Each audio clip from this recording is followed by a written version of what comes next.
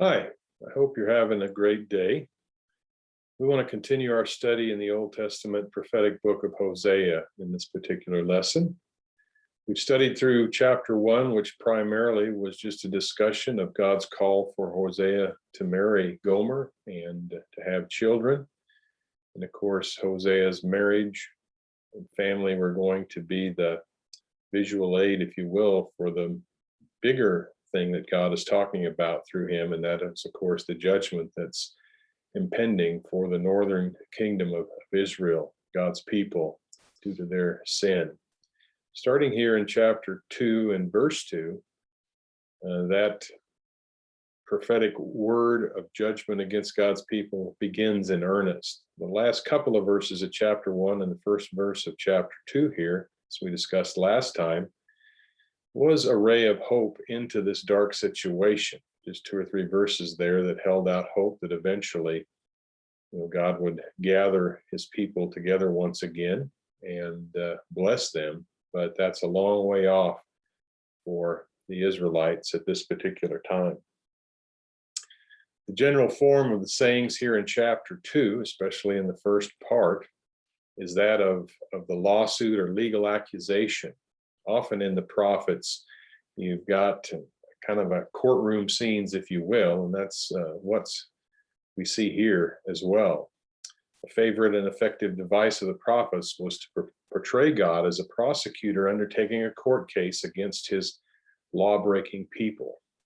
In this particular passage, the dominant figurative representation of Israel is that of God's wife, whose unfaithfulness is the cause for him, at least it seems at first, to sue for divorce by accusing her of adultery. And again, the accusations were accurate. Israel had strayed from God and did commit adultery with foreign gods. Israel here, of course, in this court case is the defendant, yet it becomes increasingly clear that God still loves her. We'll see that toward the end of chapter 2, probably not in this lesson. God, of course, is the plaintiff, the wronged husband in this particular legal proceeding.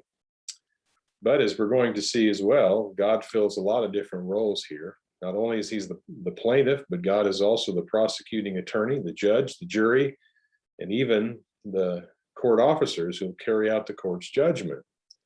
Of course, by virtue of his place as the creator, he certainly can fulfill all of those roles and do it perfectly. The co-respondents in this particular court case, to use modern divorce terminology, are Israel's lovers, the Baals or the false gods. With these false gods, Israel has been unfaithful against her husband. And 3 kinds of punishments, each introduced here in this chapter, will be the result. In 3 places, at least in the New American Standard, in verse 6, verse 9, and verse 14, the sentence begins with therefore. Both the beginning and the end of this particular court case have some surprising twists. At the beginning, here in chapter 2 of Hosea, and we'll see it in verse 4 when we get there, the children of Israel are asked to help support God's evidence against his wife by offering their testimony as part of the accusation, which is an unusual and striking opening for this type of thing. Then toward the end, at verses 16 and 17, God announces a 3rd punishment, which does not fit the crime, if you will, but will fit his loving grace. He announces that having firmly punished Israel for her infidelity and having therefore reduced her to dependency, he will reach out and romance her again to reestablish a loving relationship. Of course, we'll see that as we work our way through the book as well, but if you will, one of those another time when a ray of hope is offered.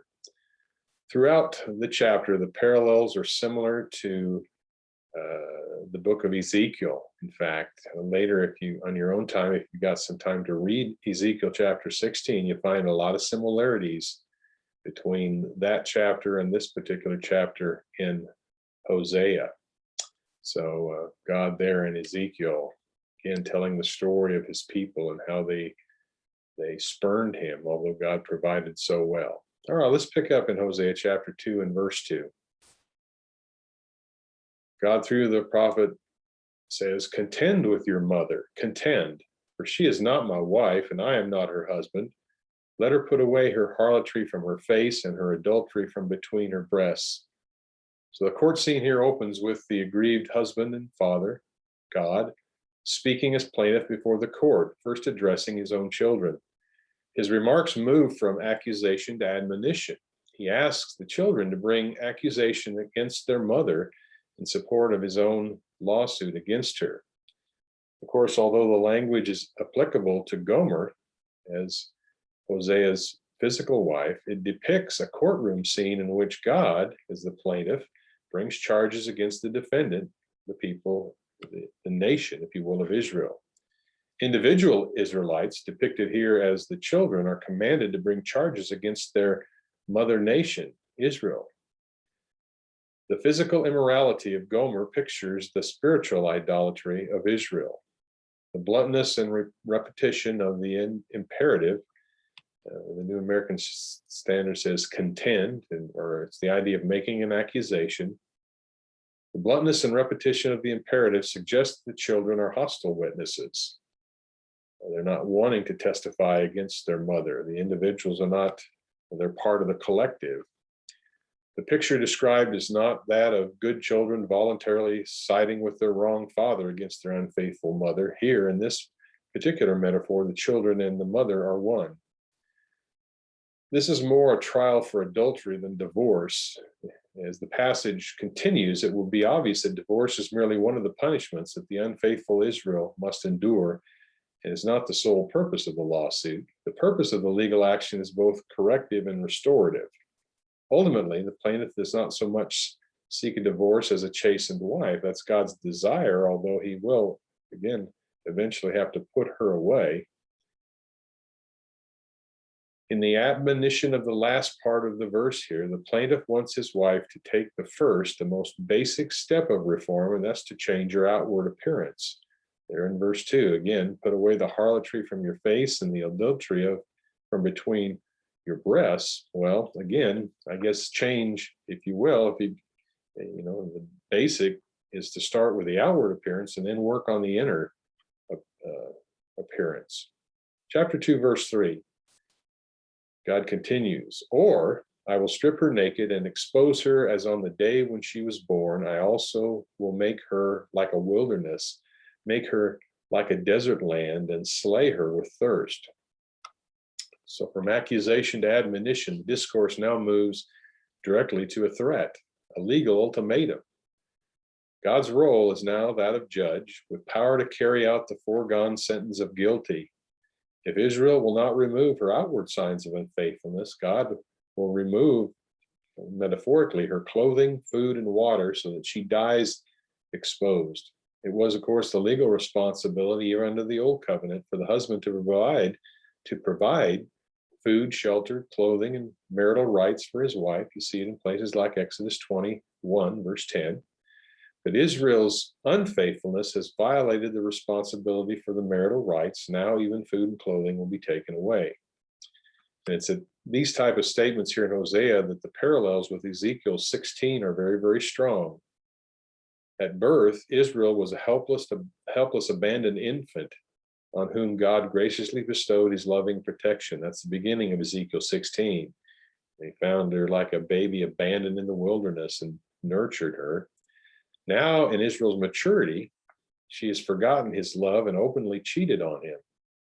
But though she does not realize it, she has been utterly dependent on him all along, and he can quickly return her to helplessness by abandoning her. So again, that happens in spiritual matters, doesn't it? God, we kind of reach the bottom in life and God will rescue us. But when times get better, we start to lose a sense of God taking care of us and thinking that we can take care of us on our own. That happened here to Israel. The threat to strip Israel naked here as a nation recalls the curse language of a number of the ancient Near Eastern treaties, wherein to be stripped naked like a prostitute is one metaphor for the punishment of breaking a treaty covenant. All right, chapter 2, verse 4. Also, God says, I will have no compassion on her children because they are children of harlotry. So the judge here, God, cannot hold the children, Israel's citizenry, guiltless. They too are prostituting. The children, like their mother, are now referred to in the third person and are thus included in the indictment. They have no more testimony to give. Testimony or evidence is now directed against them. So the chapter began by, children, testify against your mother, and now God turns his attention to them and testifies against the children as well. This threat here of God, when he says, I will have no compassion on the children, if you've been in our study so far, that's a recall of the threat of chapter 1, verse 6. The name of one of Israel's children with Gomer was named No Compassion. So then we bring it up here again. God says the time for compassion is coming, no compassion rather. Verse 5 says, for their mother has played the harlot. She who conceived them has acted shamefully. For she said, I will go after my lovers. Who will give me my bread and my water, my wool and my flax, my oil and my drink? So now the mother again represents the nation, and her own words, quoted as testimony, condemn her.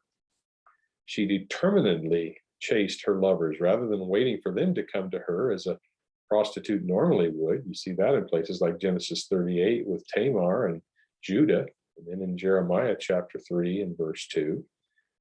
But again, Israel played the harlot. She says, I will go after them. So that's a difference. Her lovers here, of course, spiritually are the Baals. Baal, a Canaanite god, was worshipped as the one in control of rain and fertility, if you will, the person who would provide for good crops. While not officially sanctioned by Jeroboam II, the king of the northern kingdom, in the early days of the writing of Hosea, though not officially sanctioned by the king, Baal worship was freely tolerated so that it flourished among the populace in the syncretism with Yahwism, or the worship of God.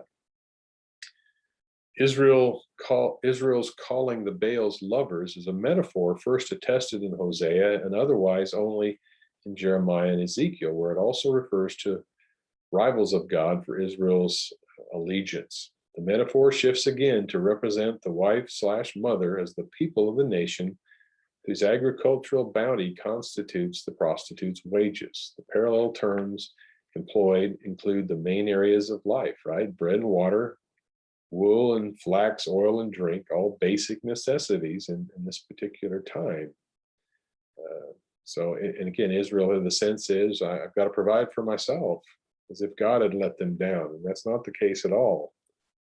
Verse 6 says, therefore, behold, God says, I will hedge her way up with thorns, and I will build a wall against her so that she cannot find her paths. So here's that first therefore of the three we're going to see here in chapter 2. Therefore, often used by the prophets to introduce imminent divine actions, here signals the first of three formal sentences that God, the judge, hands down against Israel for her prostituting adultery. By another shift of figurative language or metaphor, the punishment will be applied. That will be applied. It's just like an animal who tends to wander off from its owner. Israel will need to be restrained like a cow, a sheep, or a donkey, hedged or walled in, as the verse says, so that she cannot find the paths she was accustomed to taking. Right?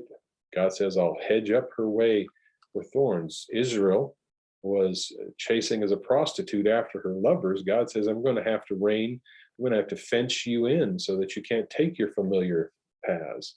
When we get to chapter 4, verse 16 of Hosea, there it says, since Israel is stubborn like a stubborn heifer, can the Lord now pasture them like a lamb in a large field?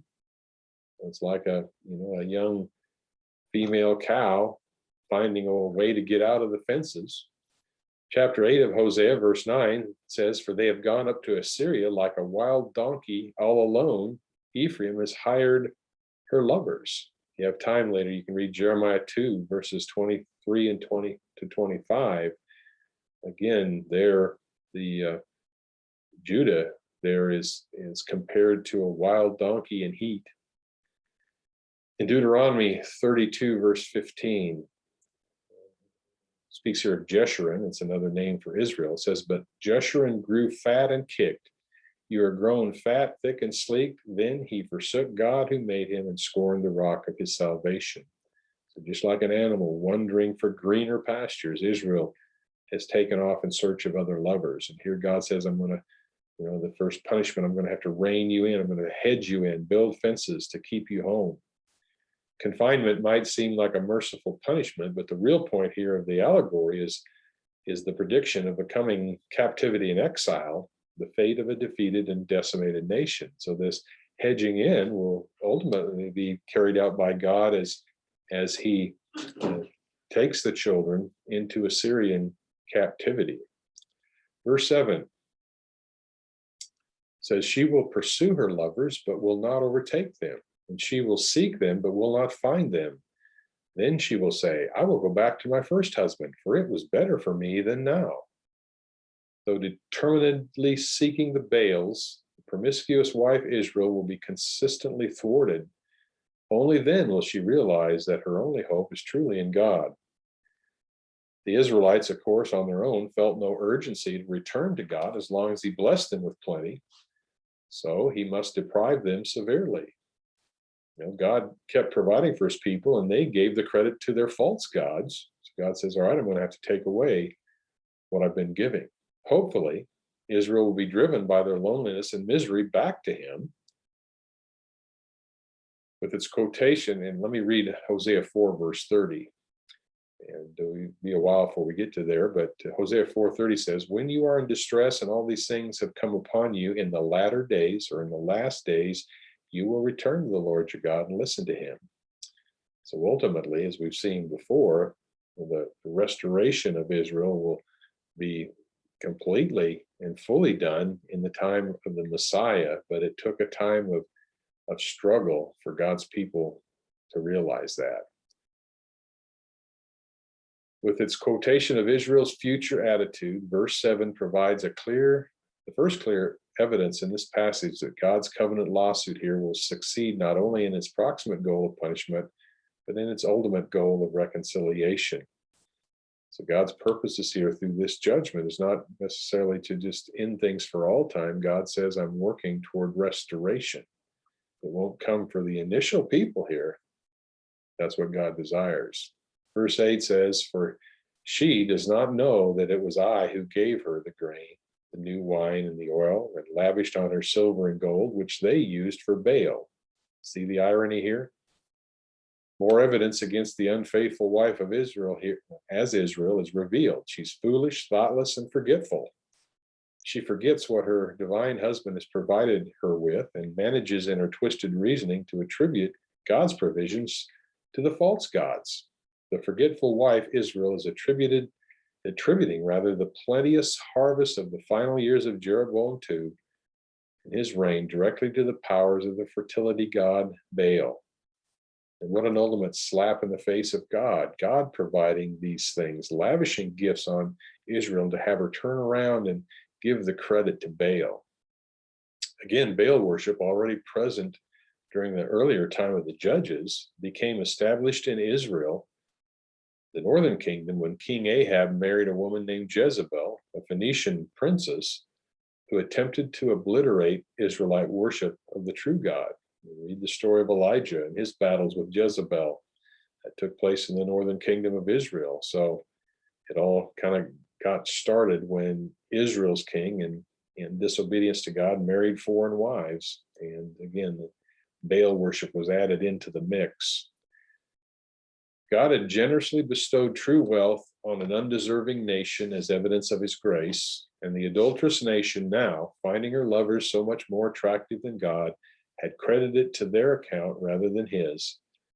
Israel's failure to know the Lord and his provision and the Lord's plan to remedy this is a key idea in the book. Again, verse 8 starts by saying, she does not know. And as we work our way through Isaiah or Hosea here, several places we're going to see this come up about Israel not knowing their God and the problems it caused. Verse 9 says, therefore, God says, I will take back my grain at harvest time and my new wine in its season. I will also take away my wool and my flax given to cover her nakedness.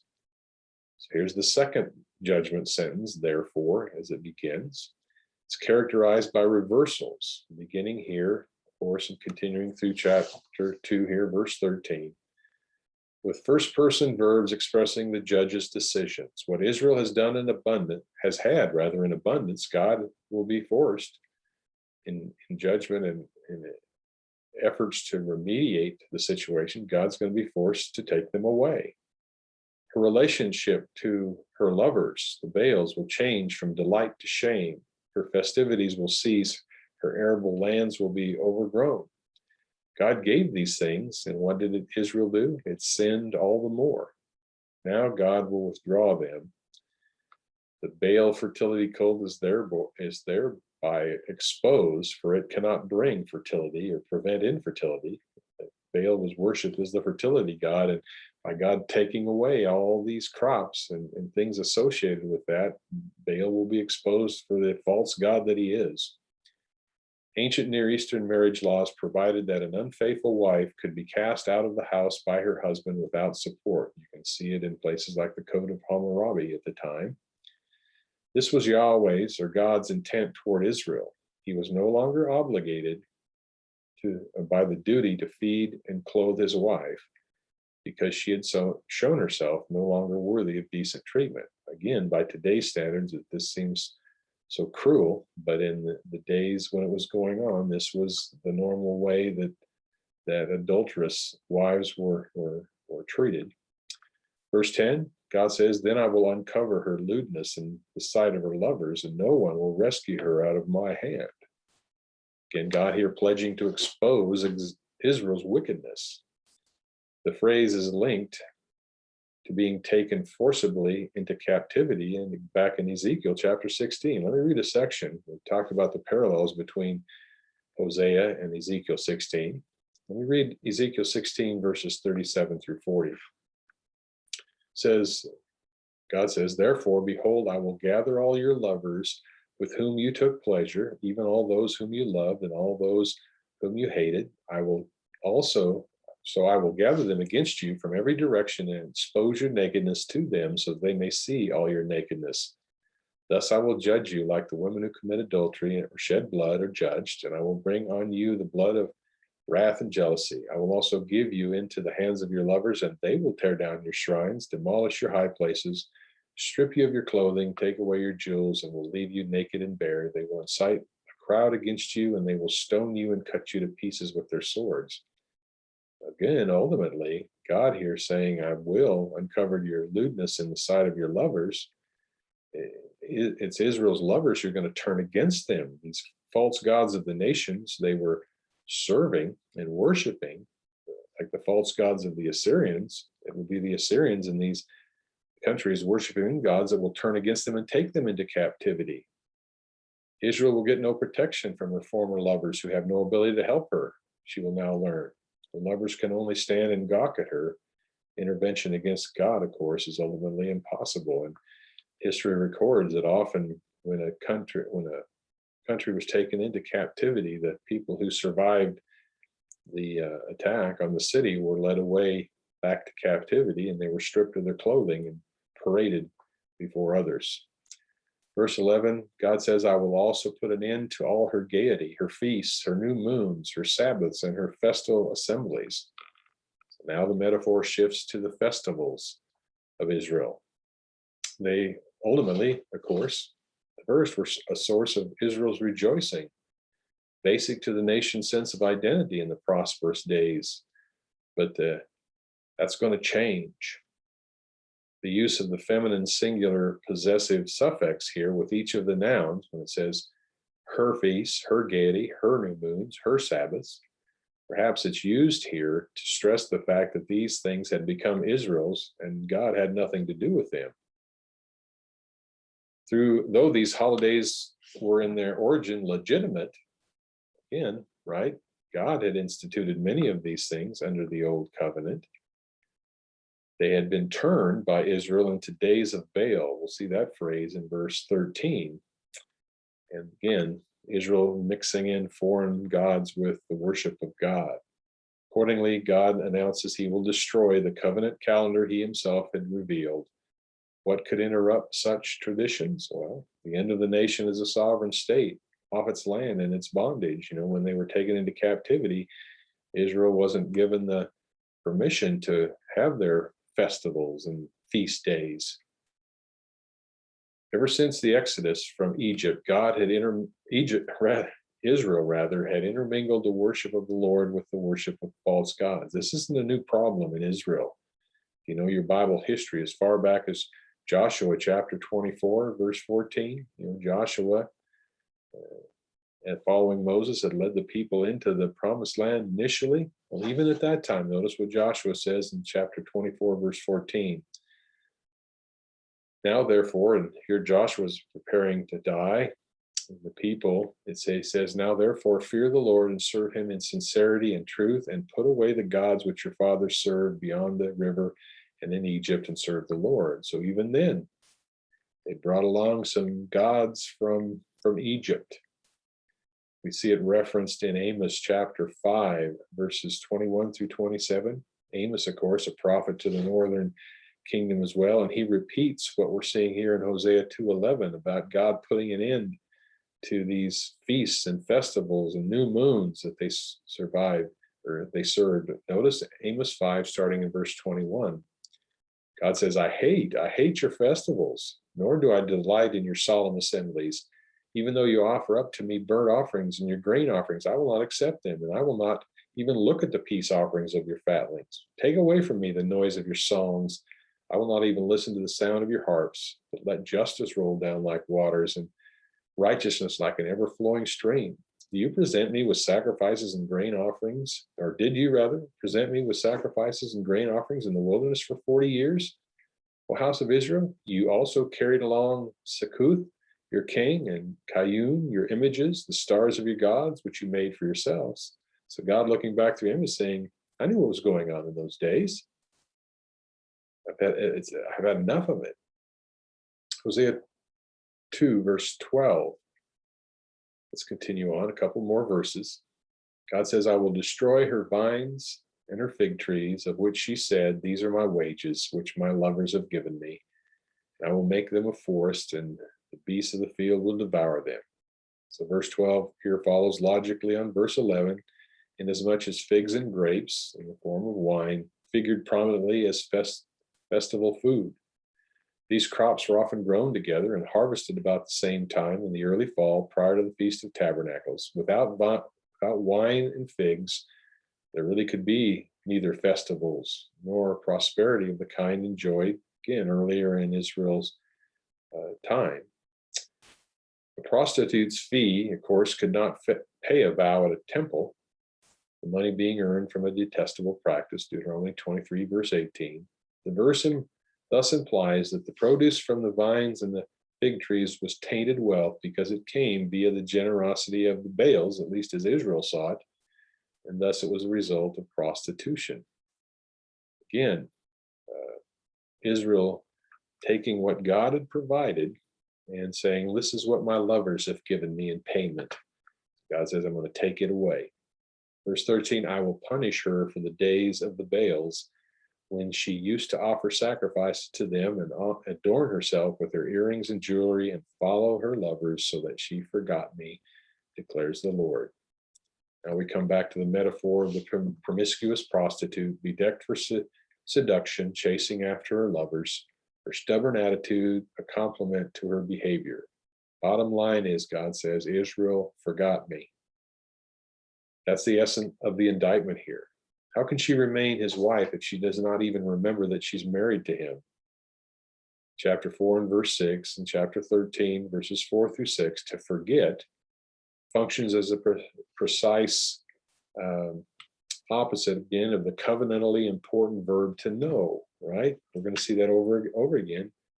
Israel was to know God, but by this time they'd forgot him. And of course, by doing so, Israel's forgetting had placed her outside the covenant. In chapter 4, verse 6, it says, my people are destroyed for a lack of knowledge. Because you have rejected knowledge, I will also reject you from being my priest. Since you have forgotten the law of your God, I will also forget your children. So this forgetfulness of the prostituting Israel will ultimately ultimately the consequence will be God, in essence, will forget them and their children. Then in Hosea 13, verses 4 through 6, it says, "Yet I have been the Lord your God since the land of Egypt, and you were not to know any other God except me." God made that clear in the Ten Commandments. "For there is no Savior besides me." God says, "I carried you in the wilderness, in the land of drought. As they had their pasture, they became satisfied. And being satisfied, their heart became proud." God says, "Therefore they forgot me." So it was the good times, ultimately, that caused Israel to forget God. Usually we think of bad times causing people to be angry and walk away from God. That happens sometimes, but I would affirm, as God, I think, is affirming here, that it's the good times that are the most dangerous when it comes to straying away from God. And that's exactly what God is, again, in this metaphorical court case, is taking his promiscuous wife to task for forgetting him and chasing after foreign gods. All right, it's enough for today. Again, reread those verses, think about what we've studied. Lord willing, we'll pick up in verse 14 for the third, therefore, in chapter 2.